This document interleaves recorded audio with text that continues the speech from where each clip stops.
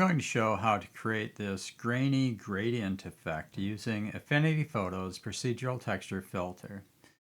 To do this, I wanted to start with sort of a basic gradient, but I wanted to do a couple of extra things with it.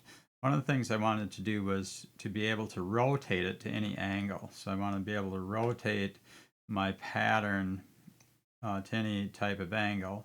The other thing I wanted to do was to stretch it out so it could be longer in one direction compared, so it isn't just uniform in both X and the Y directions.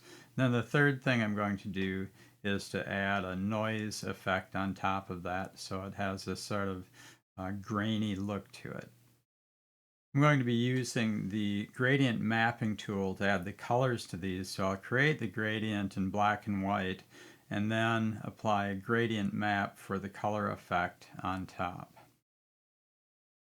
To get started, I'll go ahead and start with a blank document. I'm going to make it 1024 by 1024 pixels, and I'm going to make sure it's in RGB document. Create that.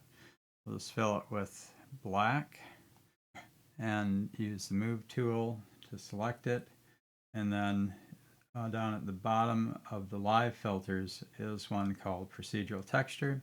I'm going to use that one. Just going to roll that down a little bit so I can see it better. And then I'm going to create a new equation for my procedural texture, assign it to all three channels. I'll create a custom input A, set that to 1. This will be for scaling it. I'm going to start by adding a variable v equals vec2, a two-element vector of rx and ry, and I'm going to scale that by a divided by w. So multiply by my custom input a, and then divide by the width of the document in pixels. And that should bring the size of this so that it'll fit nicely into this space here. If I just look at V now, I get my UV coordinate system where I have the red zeros. The origin is in the middle because I used relative X and Y coordinates. I could move that over like this. And so you can drag this around or double click somewhere to move the origin to where you double click. Let's move it up to the corner, but you can see the red is going from 0 to 1, this first element, along the x-axis, and the green is going from 0 to 1 along the y-axis. And then down here where they're both equal to 1, we get the yellow color. Okay, I'm going to look at an oscillator with this one. I'll list OSCI of V. So if I look at OSCI of V, I get a checkerboard pattern, and so I'm going to bring up the scale a little bit so you can see the checkerboard. Okay, so there's my checkerboard pattern, and not a gradient yet, but I want to be able to rotate this. And so in order to rotate something, I need to rotate the X and Y coordinates, and I want to put in a theta value, so I'm going to put in angle input. I'm going to call it TH for the variable name, and I'll label it as theta for my angle. To rotate a pair of coordinates using the rotation matrix, you multiply this matrix by this vector. So I'm going to take the first element times x, and then the second element times y, and add those together. So I end up with x cosine of theta minus y sine of theta.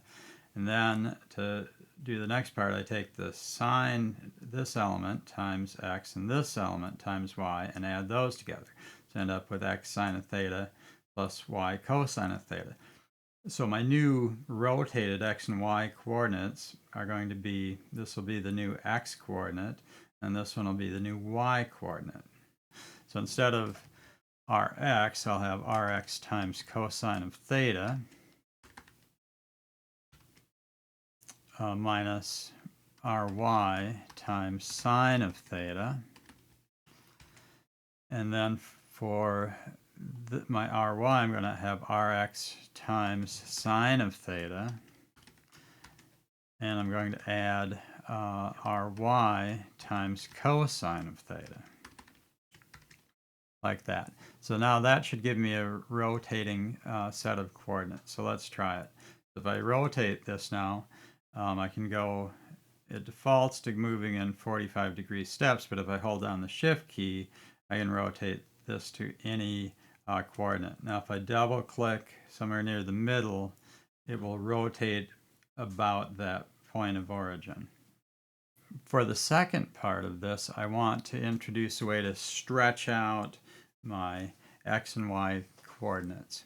And so I'm going to add a what I'm going to call a scaling vector. So I'm going to add another variable, call it SV for scaling vector. And I'll just make it vec2 of 1, and then scale it in the xy dimension like that. And so I need to add an xy variable in here. Now I'm going to multiply this by SV times my rotation vector. And so as I bring this up, I'm just going to rotate this back to 0. So as I bring this scaling vector up, it's going to get longer in the x direction, which is what I want. But it's not changing in the y direction, and what I sort of want to have it do is to adjust these to always keep it the same length. So in order to do that, I'm going to normalize this. When you normalize a vector, you're going to set it up so that when you take the x component and the y component of the vector, square them, add them together, then take the square root of that, that will be equal to 1. So that's a normalized vector. And really you can do that just by dividing each of the elements of the vector by this value, the square root of x squared plus y squared.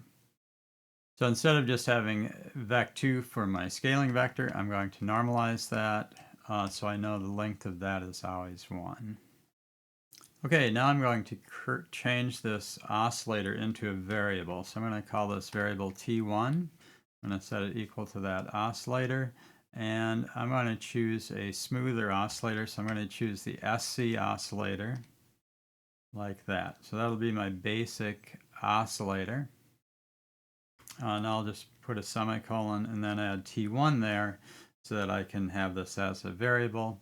I want to add a fader. I'll just call this stretch. I'm going to have this be my fader, and I'm going to give that the letter I, and then I'm going to add a offset OF from -1 to 1. And so then I'll be able to adjust the type of gradient that I have. So I'm going to multiply by I and add this offset to it. So now I can adjust how intense this is. I can either go all the way black, and then when I adjust the offset, I can bring it up to different ranges. Okay, to see what's going on, I'm going to go ahead and add a gradient adjustment to this. And a gradient map. I'm going to use the default gradient map for now. I'm going to add a couple more points to it. So I'll change this one to position it at 25, and then I'll make sure this one's at 75.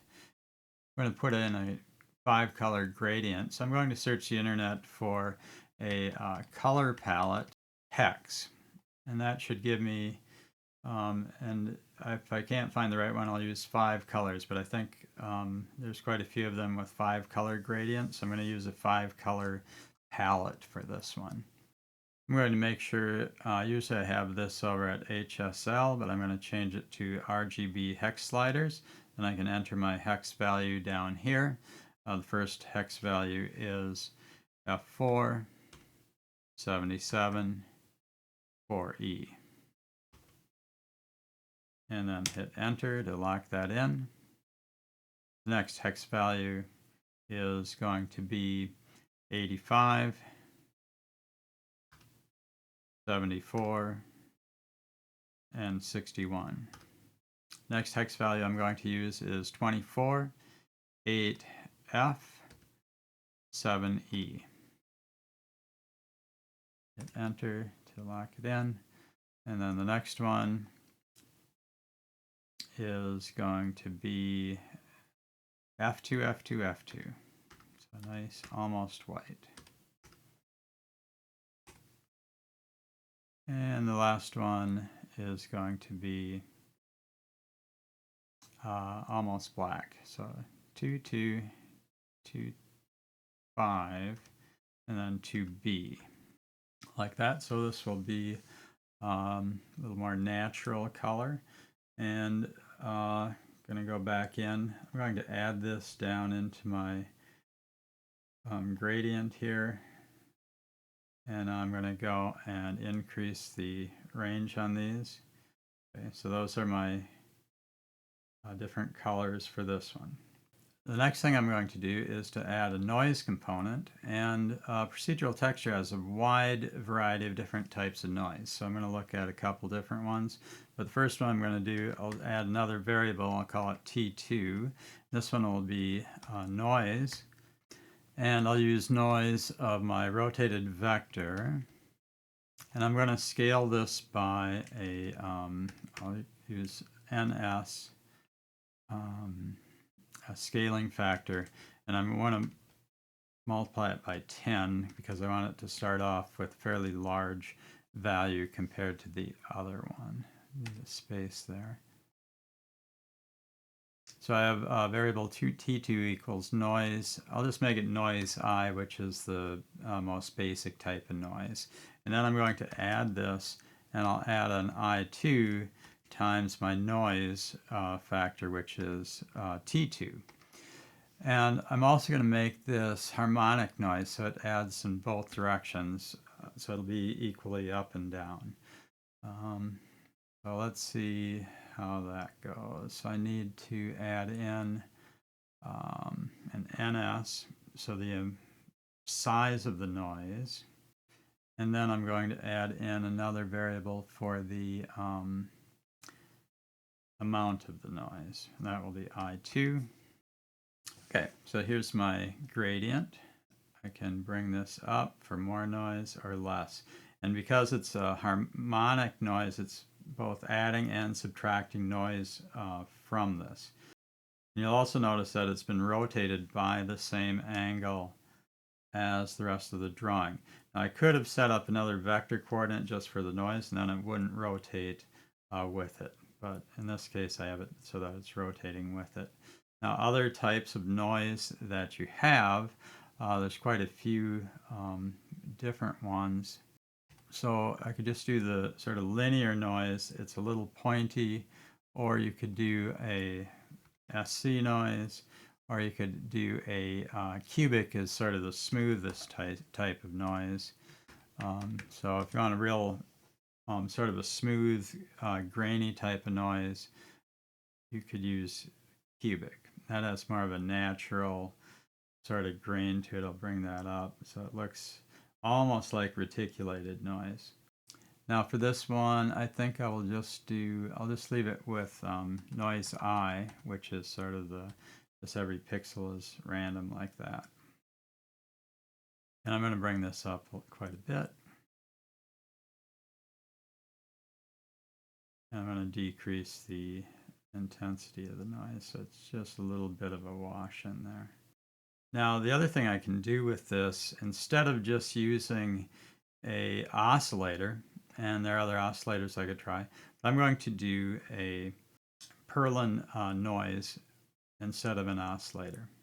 So to do that, I need to add two more variables. I need one for the octaves. I'll give it the letter O, use octave, and then I'll just set this up to 10 for now.